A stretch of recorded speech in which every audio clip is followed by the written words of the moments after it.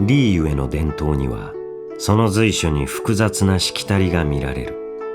いかに博識な学者であっても真に理解している者はいないだろう。だが王城堂の角形勝利というものはこれらしきたりに精通している。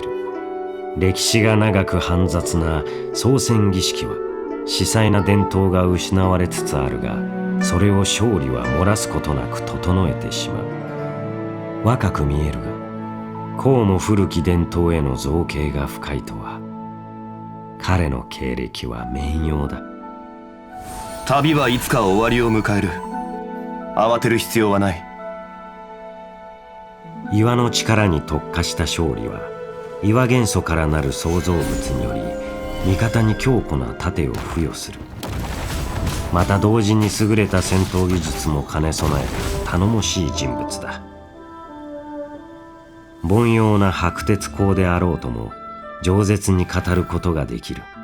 彼の選ぶ鉱石は常に合理的に使用されることだろう。鉱石の扱いに長けた勝利が長江武器を鍛造するとき、鉱石の一部が変換される。通常攻撃は槍による最大6段の物理攻撃だ。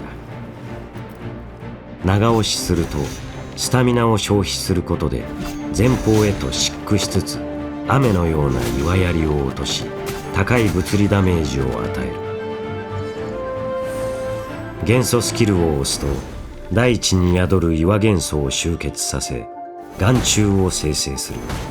眼中は範囲内の敵に岩ダメージを与える。また場にある間は周囲の岩創造物と共鳴し岩元素の持続ダメージを与える。この眼中に元素を持つ敵を引きつければ岩ダメージによる結晶反応により元素シールドを獲得でき生存力が上がる。また攻撃を防いだり足場としても利用可能だ。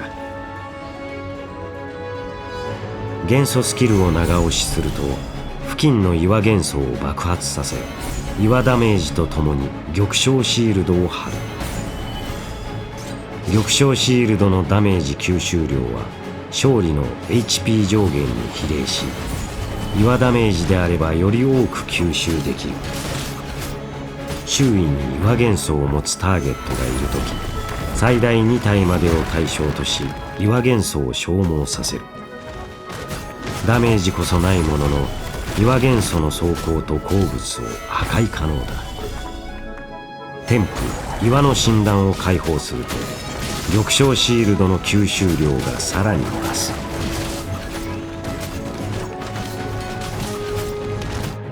天道ここにある。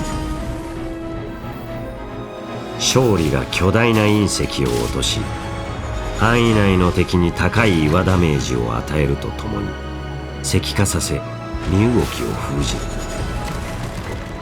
天賦贅沢な食線を解放後は勝利の HP 上限に比例した追加ダメージが発生する。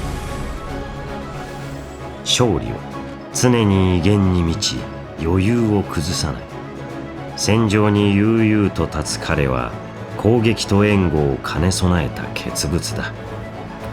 戦いの開始とともに眼中を召喚し敵をその周囲へと集めて優位な場を作り出そう。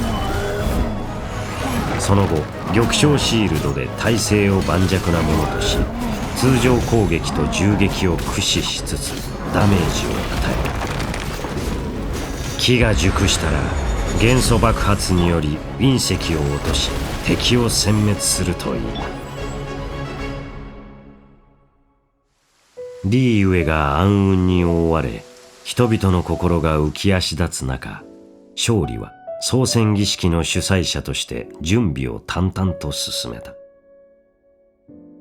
そして情勢が揺れ動いてもなお悠々自適に茶を飲み芝居を楽しむ実に奇怪な人物だ。リーゆえ全土を揺るがす編曲は彼にとっては対岸の火事なのか、それとも裏で何か行動を起こしているのだろうか。答えを得るにはいささか時間がかかりそうだ。だがまあいい。俺には時間がある。